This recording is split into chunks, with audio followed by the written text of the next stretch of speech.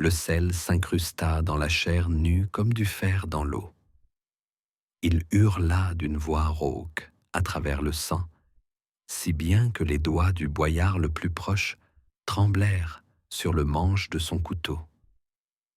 Le prince Vladimir Starodubski, fils du grand prince, propriétaire de dizaines de citadelles, criait à genoux devant l'icône tandis qu'on répandait de la poudre blanche sur la peau lacérée de son dos.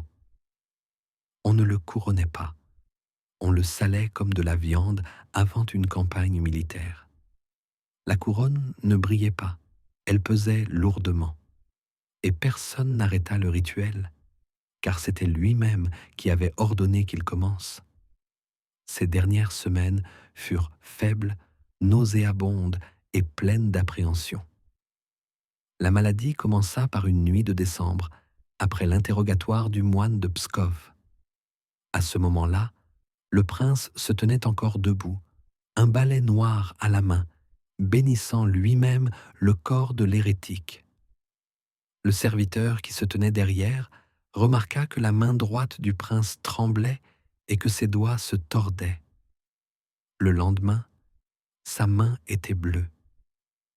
Puis vinrent la fièvre, l'arrêt intestinal, des gerçures sur les lèvres et des abcès sanguinolents sous les aisselles. Le médecin Trophime, appelé de Torzok, constata lors de l'examen une pourriture humide dans le foie, une possible décomposition de la rate, un empoisonnement du sang. La saignée pratiquée au niveau des talons ne fut d'aucun secours. Le sang coulait lentement, épais, avec un dépôt noir. L'urine était noire, avec des flocons. Le moindre contact provoquait des gémissements. 5 jours plus tard, il fut transféré dans une chambre au-dessus de l'église Saint-Jean-Baptiste. Elle était située à l'intérieur de la forteresse, avec une seule porte et 2 petites fenêtres fermées par des grilles en cuivre. Le prince ne voulait pas être vu. Ses vêtements imprégnés de sueur étaient retirés à l'aide de pinces. Ses blessures étaient traitées avec de la cendre, une infusion d'oignon, de la vodka et du sel. Il ordonnait de ne pas laver le pus, disant qu'il voit comment je retourne à la poussière. Il délire souvent. Il appelait son père, maudissait sa mère, ordonnait d'éventrer ceux qui chuchotaient dans le coin. Les serviteurs ne dormaient pas, attendant un signe. Parfois, il demandait qu'on le conduise au temple, parfois qu'on lui arrache la langue. Au 5e jour, il ne reconnaissait plus les gouverneurs. 3 personnes restèrent à ses côtés. Un garde muet, un prêtre nommé Séraphim et un médecin. Tous les autres furent renvoyés. Les gardes à la porte recevaient l'ordre de changer de garde toutes les 2 heures, car l'odeur qui émanait de la chambre était insupportable. Témoignage d'un serviteur de Mikhaïl.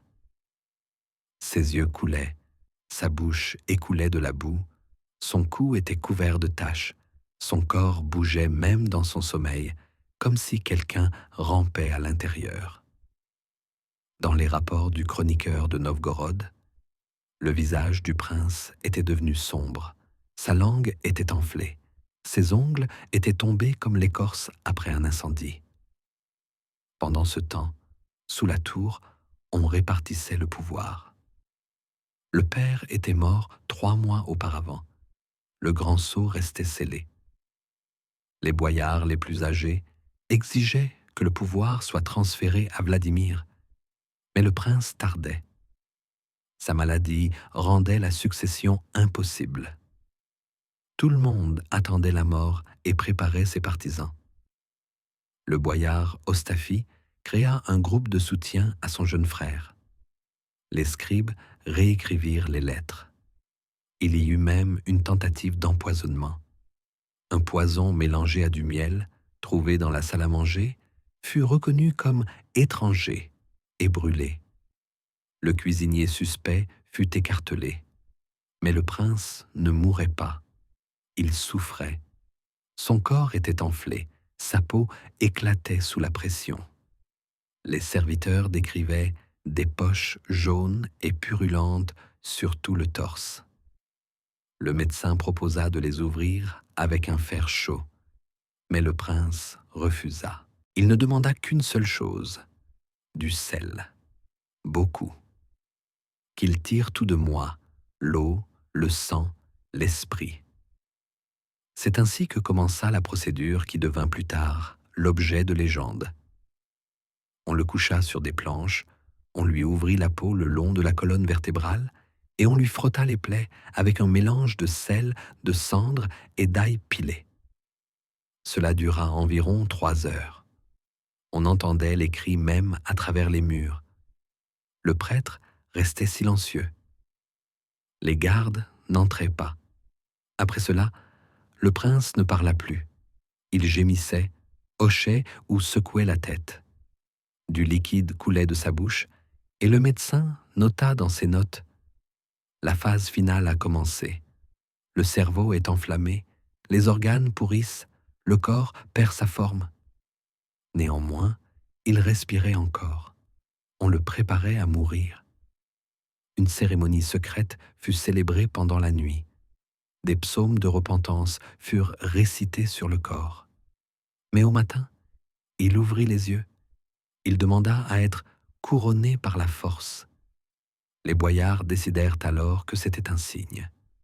Un cercle fut formé, on apporta une icône, des vêtements, un sceau, tout ce qui était nécessaire pour le transfert du pouvoir. Et la cérémonie commença, non pas une cérémonie de prière, mais une cérémonie symbolique. Pendant que le prince gisait, ses blessures furent à nouveau saupoudrées de sel, comme pour endurcir sa volonté. Les boyards se tenaient debout, immobiles. Ils criaient. Ils demandaient grâce, non pas avec des mots, mais avec des gémissements et des convulsions. Un serviteur décrivit la scène. La peau était comme de la chair molle, elle s'écartait sous les doigts. La tête tremblait, les yeux étaient exorbités. De la vapeur sortait de la bouche. Le rituel prit fin. Il survécut. Le lendemain, il perdit connaissance. La mort survint 2 jours plus tard, dans la nuit. La cause officielle indiquée était la destruction du corps suite à une putréfaction interne. Les médecins ont indiqué que le foie était complètement décomposé. Les intestins avaient éclaté. Le cerveau était recouvert d'une pellicule sombre. Il n'y eut pas d'embaumement. Le corps commença à empester avant même d'être emporté. Le cercueil fut fabriqué en étain et recouvert de résine. Les funérailles se déroulèrent dans le silence, sans cloche, sans peuple. Après cela, la lutte commença. Le frère cadet se proclama prince. Les exécutions commencèrent. Les clercs qui avaient servi le défunt furent massacrés. Les boyards de Starodoub jurèrent allégeance au nouveau souverain. L'Église garda le silence. Les chroniques qualifiaient Vladimir de prince lépreux, couronné par le sel, empoisonné par le repentir. Le peuple croyait qu'il avait vendu son âme au diable et qu'il avait été brûlé dans son cercueil. Le lieu de sa sépulture fut abandonné. La pierre portant son nom fut détruite. Après les funérailles, le corps continua d'émettre une odeur pendant 2 jours.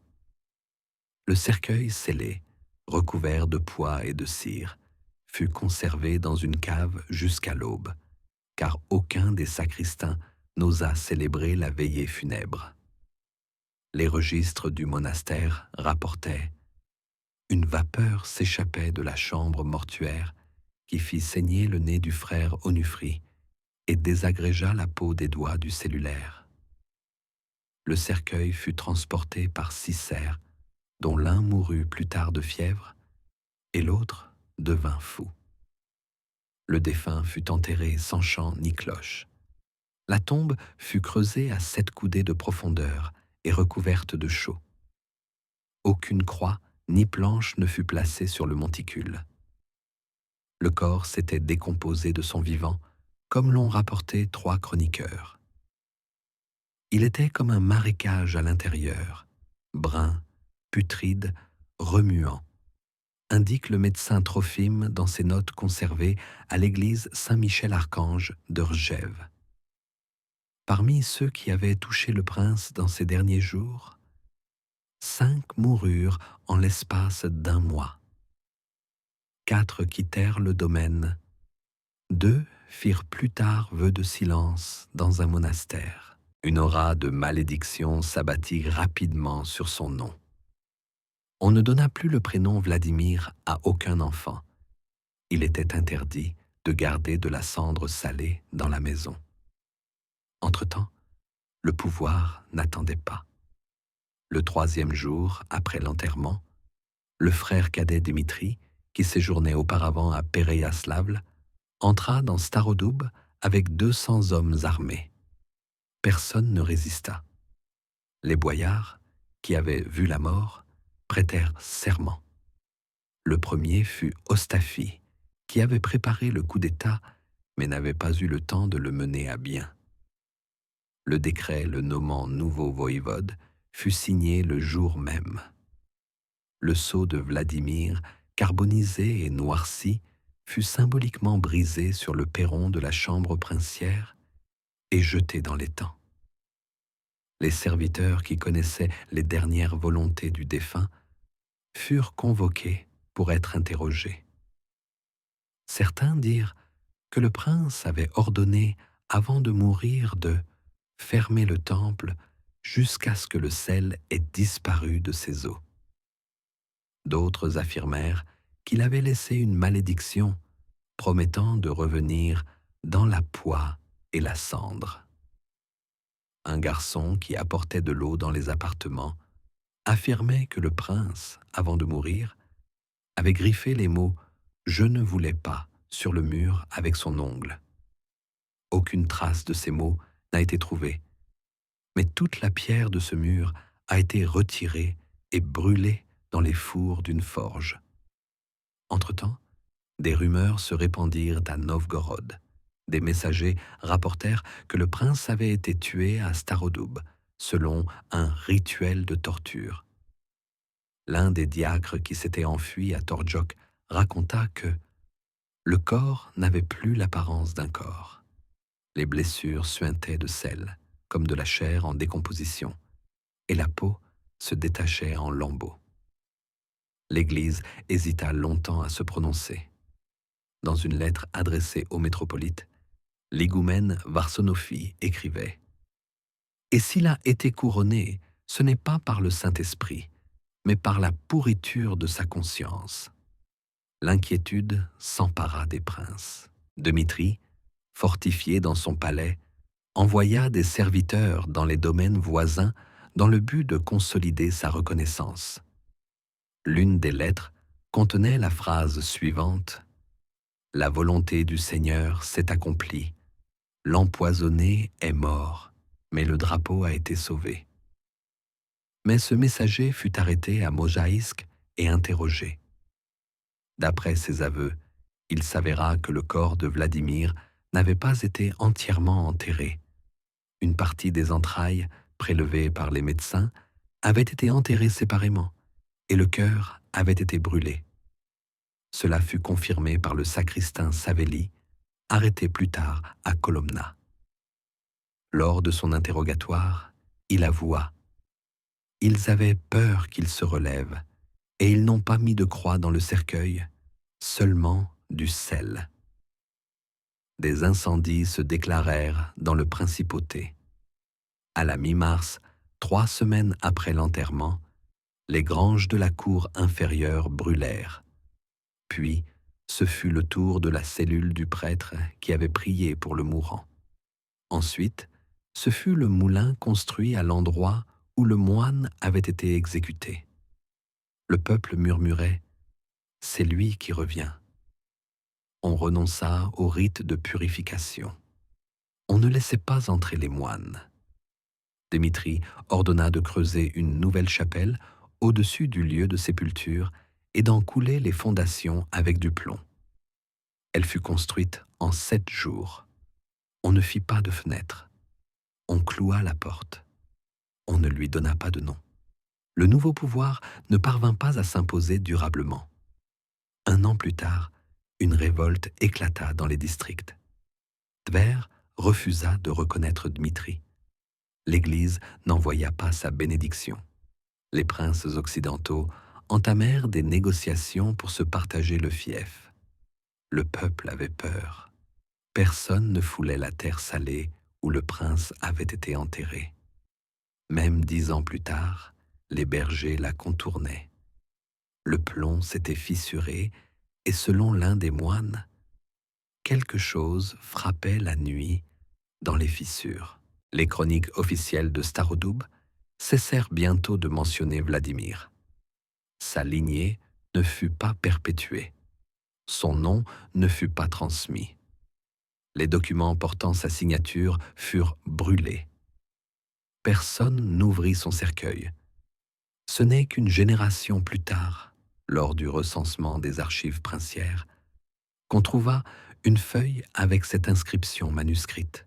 « Si Dieu a soif de mon sang, qu'il le boive lentement.